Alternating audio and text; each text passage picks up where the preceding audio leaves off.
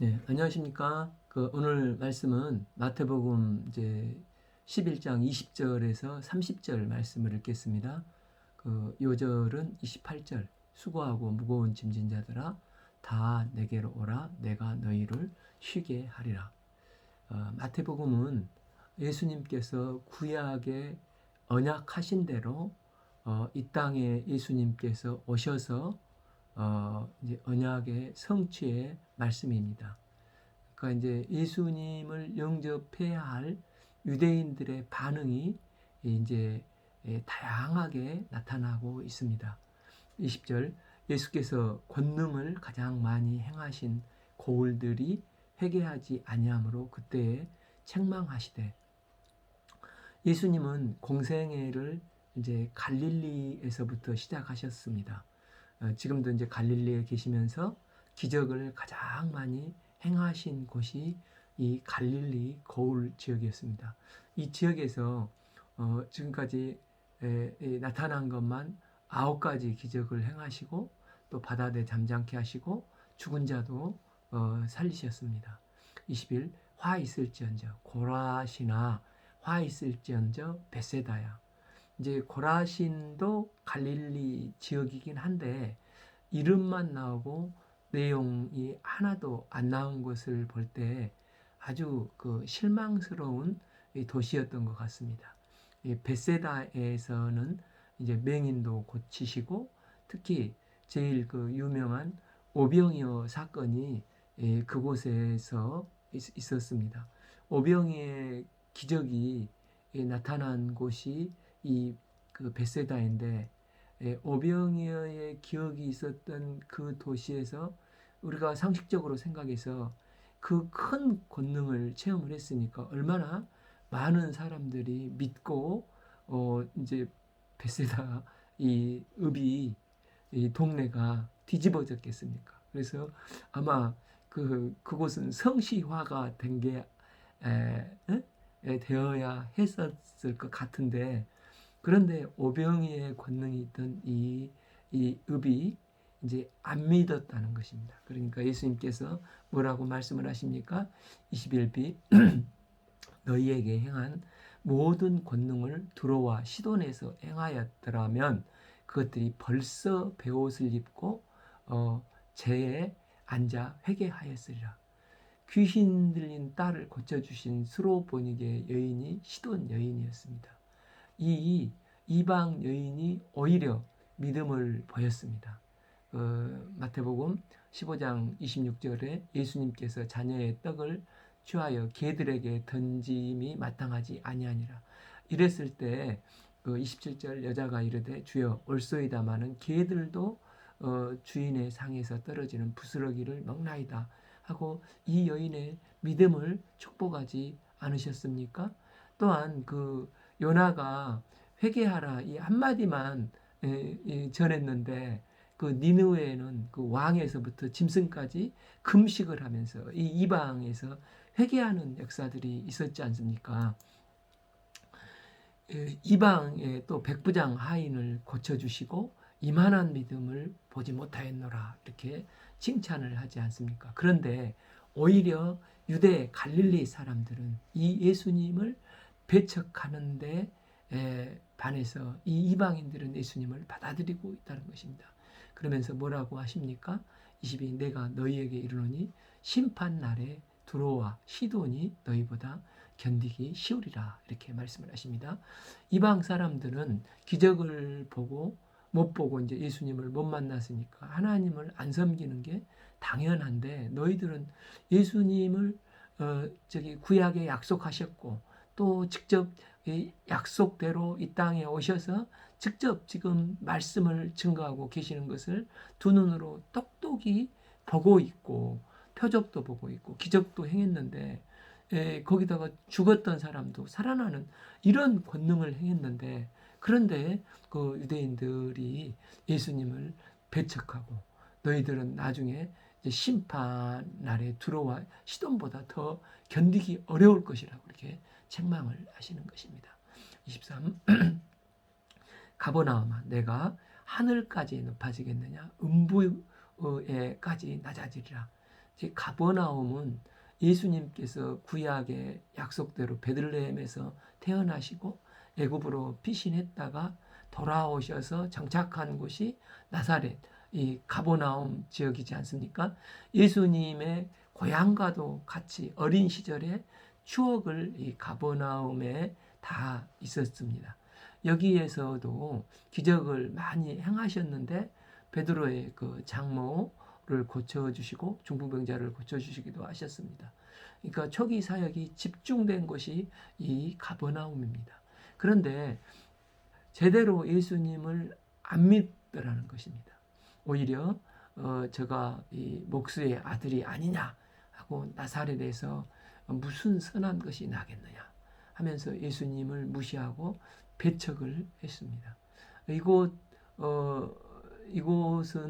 이곳들은 이처럼 이제 은혜를 많이 받았고 축복도 많이 받았고 예수님의 권능을 체험도 많이 받은 지역입니다. 그런데 이런 것을 다 받고 이들은 싹 돌아서 버린 것입니다.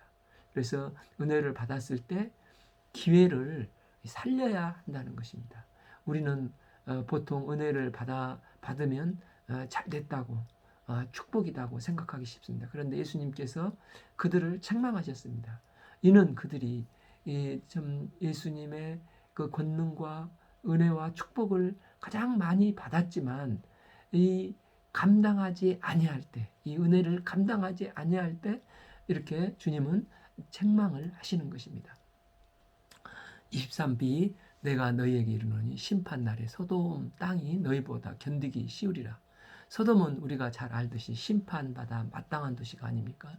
예수님은 만약에 소돔에서 지금 보여주는 것과 같은 권능과 기적들을 보여주셨으면 소돔 사람들이 다 회개하고 이제 망하지 않고 오늘까지 있었을 것이다. 그런데도 너희들은 그런 놀라운 권능을 체험하고도 돌이키지 아니하고 심판날에 이제 소돔이 더 견디기 쉬울 것이라고 말씀을 하시는 것입니다. 그러니 사람들이 기적을 보고 믿는 게 아니고 그 기적을 보고도 믿지 못하는 사람들이 많다는 것입니다. 기적을 볼 때에는 와 하고 놀라고 흥분을 하지만 조금 지나면 더 큰 기적을 요구합니다. 이번에는 빵으로 안 되고 피자까지 달라. 또 그 다음에는 피자에다 콜라까지 달라. 이렇게 점점 더 요구가 세질 뿐이지 표적 신앙은 예수님의 어떤 인격 신앙 이 성품을 닮아가지 못하고 신앙이 성장하지 못하고 오히려 어느 시점에서 다 떠나가 버리게 된다는 것입니다. 오병이어의 기적으로 5,000명을 먹이시는 놀라운 역사가 있었지 않습니까? 그러나 요한복음 6장 66절에 그때부터 그의 제자 중에 많은 사람이 떠나가고 다시 그와 함께 다니지 아니하더라. 그래서 예수님께서 우리가 지난번 읽었을 때 소경들을 고쳐주시고 표적 신앙의 뿌리를 내리시는 것을 뿌리를 내리는 것을 엄격히 경계하시지 않습니까? 때문에 신앙은 기적을 보고 내가 믿는 게 아니라 하나님의 은혜를 베푸셔야지 믿게 된다는 것입니다. 에베소서 2장 8절 너희는 그 은혜에 의하여 믿음으로 말미암아 구원을 받았으니 이것은 너희에게 난 것이 아니요 하나님의 선물이라. 그러니까 믿음과 은혜 중에 어느 것이 먼저입니까? 은혜가 먼저입니다. 우리가 처음 믿는 것도 왜 믿을 수 있었습니까? 내가 이성적으로 믿자 이렇게 결정해서 그런 게 아니라 하나님께서 크신 은혜를 나에게 베푸셔서 그 말씀을 믿는 믿음을 주셨기 때문에 우리가 은혜를 덧입어서 이렇게 믿음의 사람이 되었다는 것입니다. 또한 우리가 하나님 앞에 은혜를 많이 받고 축복을 많이 받은 것도 중요하지만 그러나 오늘 말씀에서 그만큼 또 중요한 것은 받은 은혜를 잘 살려서 감당해서 더 큰 크신 은혜의 세계로 나가는 삶을 살아야 된다는 것입니다. 그렇지 않고 고라신, 벳세다, 가버나움처럼 받은 바 은혜를 살리지 못하고 은혜를 소홀하게 하게 되면 두로와 시돈과 비교될 것이라고 말씀하십니다. 그 두로는 그 바알 우상 숭배 이세벨의 고향이지 않습니까? 두로는 교만함의 끝판왕의 상징이지 않습니까? 그 이사야서 14장 13절에서 내가 내 마음에 이르기를 내가 하늘에 올라 하늘의 무별 위에 내 자리를 높이리라. 내가 북극 지폐 위에 앉으리라. 이게 둘의 모습이 아니었습니까? 이들과 비교될 것이라고 하시는 것입니다. 또 소돔이 음부처럼 낮아져서 심판 날에는 소돔보다도 소돔이 너보다 더 견디기 쉬울 것이라고 책망을 하시는 것입니다.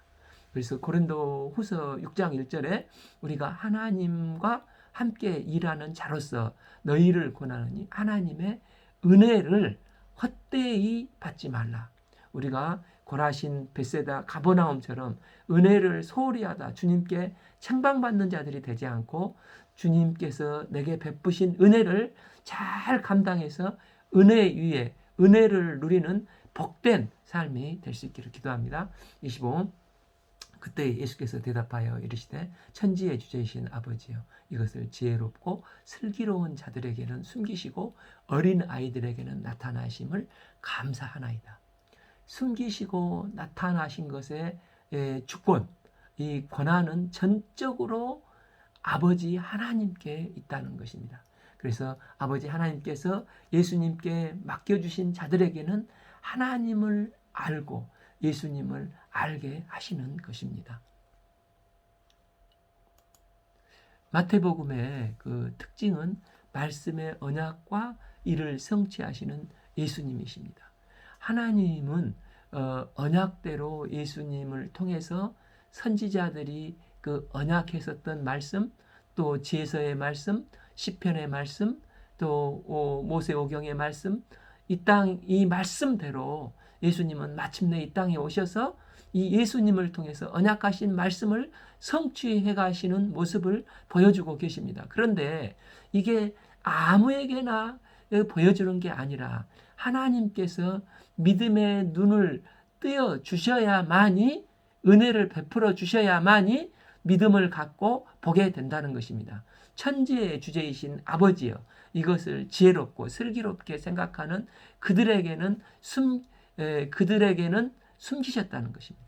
즉 바리새인 스스로 그 지혜롭고 슬기롭다 이 자기 의롭게 생각하는 바리새인이나 이런 사두개인들에게는 얼마나 그러니까 그들이 성경 박사가 됐든 뭐가 됐든 예수님이 오셨는데도 그들은 메시아를 몰라보고 있습니다.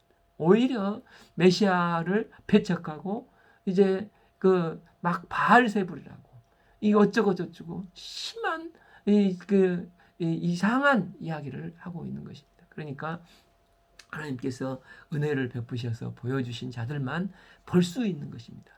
이렇게 어린 아이들에게는 나타나심을 감사하나이다. 비록 육신은 장애가 있어도 그 송명이 그 시인은 고백하지 않습니까?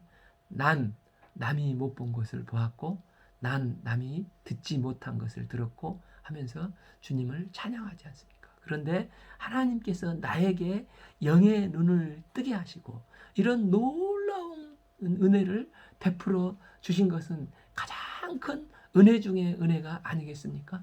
그런데 어떤 사람은 우리가 복음을 점거해봐도 정말로 삔질거리고 차돌맹이처럼 아무리 복음을 전해도 다 튕겨나가는 사람들이 있지 않습니까?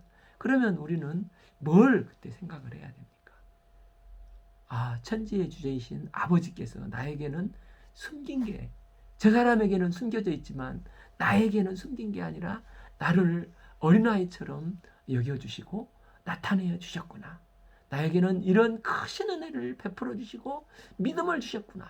그래서 나로 하여금 주님을 바라보게 하시고 주님께 가도록 또 이 주님을 증거하도록 하셨구나. 이걸 감사해야 한다는 것입니다. 26. 옳소이다. 이렇게 된 것이 아버지의 뜻이니이다. 아멘. 27일 내 아버지께 모든 것을 내게 주셨사오니 아버지 외에는 아들을 아는 자가 없고 아들과 또 아들의 소원대로 계시를 받은 자에게는 자 외에는 아버지를 아는 자가 없느니라. 그래서 하나님이 함께 하신 자가 아니면 예수님께서 암만 기적을 행하시고 능력을 행하시고 권능을 행하셔도 듣지 못하고 보아도 보지 못하고 영적인 기머리요 봉사가 되는 것입니다. 그래서 그러면서 예수님은 이제 28절에서 30절까지 하나님 앞에서 이렇게 그 어린아이의 모습은 어떻게 해야 되는지 말씀을 하고 계십니다. 28 수고하고 무거운 짐진 자들아 다 내게로 오라 내가 너희를 쉬게 하리라. 우리가 진정으로 안식을 얻을 수 있는 방법은 우리가 무엇을 하러 내가 가는 것이 아닙니다. 불교 같은 곳에는 인생의 참된 의미를 깨닫기 위해서 석쇠를 떠나 산으로 가서 성철 스님 같은 경우 몇십 년을 막 앉아서 잠을 자고 고행을 하며 돌을 닦았다든지 또 삼보 삼보를 하며 막 고행을 하면서 뭔가 깨달음이 오고 무거운 짐에 벗어나는 것이라고 착각을 하는데 결국은 그게 아니라는 것입니다. 지금 주님은 이상한 고행을 하지 말고 예수님께 오라고 하는 것입니다. 그래서 그 28절 그 원문이 이렇게 번역이 된다고 합니다. 오라 나에게 수고하고 무거운 짐 가지고 그러니까 먼저 오라 이렇게 되어 있다고 하는 것입니다. 그래서 우리가 여기서 여기저기서 찾지 말고 첫 번째 예수님께 오라 예수님께 가라는 것입니다. 예수님께 나갈 때 믿음의 주요 온전케 하시는 이 예수님을 바라보는 것입니다. 이 예수님이 이 땅에 오신 목적이 무엇이십니까? 요한복음 10장 10절에서 내가 온 것은 양으로 생명을 얻고 더욱 풍성하게 하려 함이라고 하시지 않으셨습니까? 네가 나에게 와서 수고하고 무거운 짐을 졌으면 내가 너를 쉬게 하겠다. 예수님께서 말씀을 하십니다. 여기서 수고는 자기가 해야 할 일, 자기 십자가라고 할 수가 있을 것입니다. 학생은 공부의 십자가를 져야 되고 또 직장인들은 직장의 십자가를 지는 수고를 가지고 주님께 오라는 것입니다. 또 이제 무거운 짐은 내가 하지 않아도 될 일, 다른 사람의 짐입니다. 이제 결혼하면 남편과 아내만 우리 가족 일만 있는 게 아니라 이제 처갓집, 시댁 일도 감당을 해야 될 것들이 있지 않습니까? 그처럼 그 주의 종은 자기 말고 또 돌봐줘야 될 그 형제 자매 양떼들이 있는 것입니다. 이게 이제 무거운 짐이 되는 것입니다. 인생은 내 것만 수고하면 되는 게 아니고 무거운 짐도 감당을 해야 되는 것입니다. 옆에 있는 사람은 앉아도 되고 나만 자기 수고만 하면 되는데 내게는 왜 이렇게 내 수고도 있고 무거운 짐도 많지? 이렇게 생각한 사람들은 다 예수님께 나오라고 하십니다. 그러면 내가 쉬게 하리라. 예수님께서 우리를 쉬게 해주시겠다고 하십니다. 예수님께서 우리가 어린아이와 같이 단순하게 예수님께 가기만 하면 주님께서 참된 쉼을 우리에게 주시겠다는 것입니다. 29 나는 마음이 온유하고 겸손하니 나의 멍에를 메고 내게 배우라. 그리하면 너희 마음이 쉼을 얻으리라. 32는 내 멍에는 쉽고 내 짐은 가벼움이니라. 우리는 예수님의 멍에를 메고 주님을 배워야 합니다. 여기서 멍에란 그 달구지나 쟁기를 끌 때 소의 목에 가로얹은 구부러진 이 막대기를 말하지 않습니까? 이것은 소가 제 멋대로 움직이지 못하도록 순종시키는 역할을 해서 이제 소가 쟁기를 갈거나 또 달구지를 잘 끌 수 있도록 하는 힘을 받쳐주는 도구 역할을 합니다. 이게 멍에가 좋으면은 소가 힘을 잘 쓰고 평안하게 밭가는 일을 한다고 합니다. 그러나 이 멍에가 좋지 않으면 불편하고 정말 고생을 많이 하게 됩니다. 이처럼 어떤 멍에를 매느냐에 따라서 힘을 더 얻을 수도 있고, 멍에가 좋지 않으면 불편하고 많은 고생을 할 수도 있습니다. 그 율법의 멍에를 매거나 또 죄악의 멍에를 매면은 그 멍에는 사람에게 큰 고통을 주고 무겁게 짓누르게 합니다. 그러나 예수님이 주는 멍에는 가볍습니다. 실제로 목수였던 예수님은 가장 가벼운 멍에를 만드셨습니다. 그래서 멍에가 소를 힘들게 하는 게 아니라 반대로 소가 지닌 힘을 잘 할 수 있도록 하듯이 주님은 우리에게 사명의 멍에를 주셔서 우리의 삶이 더 아름다워지고 주님의 은혜 안에서 더 풍성한 삶이 되어지도록 사명을 주시는 것입니다. 이 아프리카에서 어느 마을 앞에 이제 강이 있는데 강을 건널 때 이런 편말이 써져 있다고 합니다. 급류가 있는데 돌 하나를 가지고 가라. 그러니까 무거운 돌이 이제 있으니까 그걸 들고 가면은 이 급류가 휩쓸리는데 휩쓸리지 않고 이 무게 때문에 잘 건너지 않겠습니까? 또 그 썬다싱이 어느 날 히말라야 산을 넘어가는데 너무나 추워서 이제 죽은 사람을 놓고 가는 사람들이 있어서 얼어 죽었었는데 썬다싱은 그 사람을 저기 업고 낑낑거리면서 아둥바둥하면서 그 산을 넘어갔는데 그때 땀이 나서 둘 다 살았다고 하지 않습니까?